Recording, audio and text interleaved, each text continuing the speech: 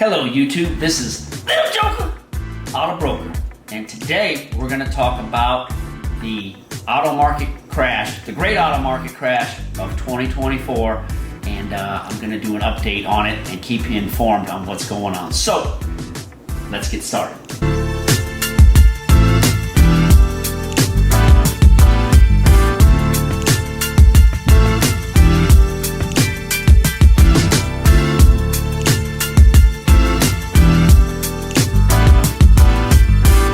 Traditionally in the car business, the month of April is about the end of tax season. It's usually when the auction prices on vehicles start coming down.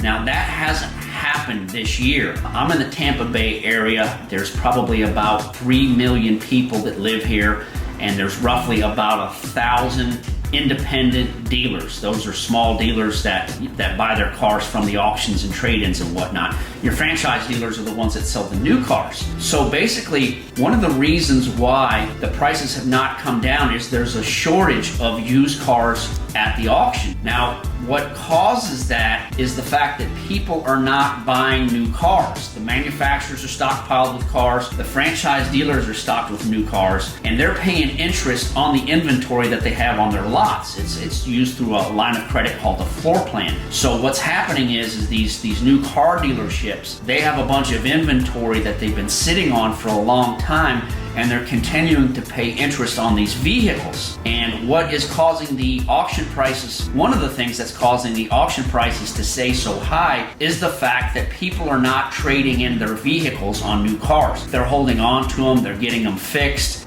So what's happening then is there's not as many trade-ins available for us. There's not as many used cars available. And that has kept the prices really high here in this demographic area. The average income in the U.S. is $70,000 per household. Now, you pay roughly, it varies from state to state. Some states have income taxes, Florida does not. You're gonna pay roughly about 28% of that in taxes.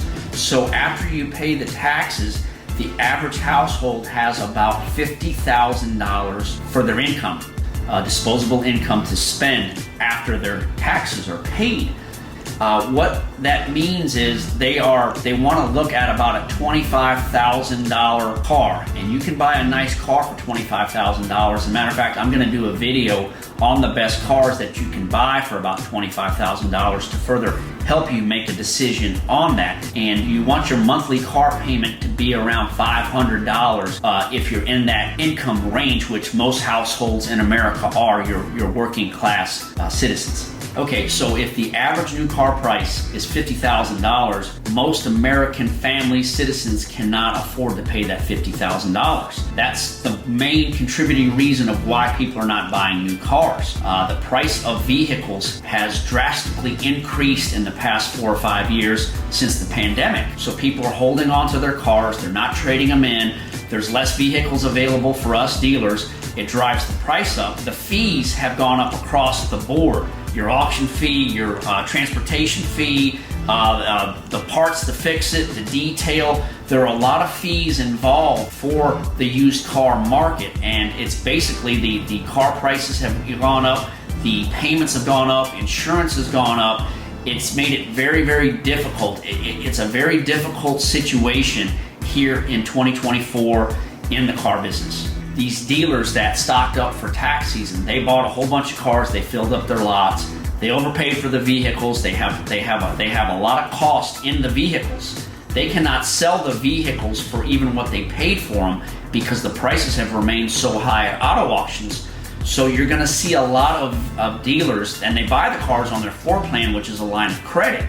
So what happens is, when they can't sell the cars and they can no longer pay the interest on their inventory, the floor plan takes possession of the vehicles, runs them through the auction, and then charges the dealer the difference. So the dealer can either pay that and stay in business, or they have to go out of business, which is probably what's going to happen, because what they're not going to be able to pay the difference on that because they don't have the money anymore.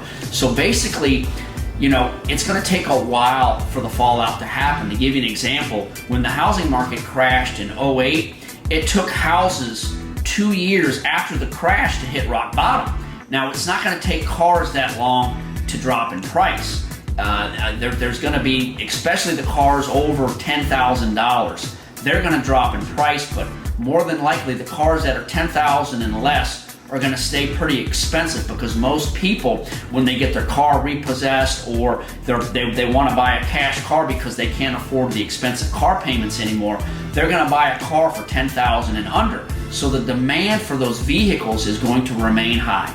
So that is the current state of the auto market crisis in 2024. I will continue to do videos on this to keep you updated on that. And until next time, this is The Joker, Auto Broker, helping you with all your automotive needs.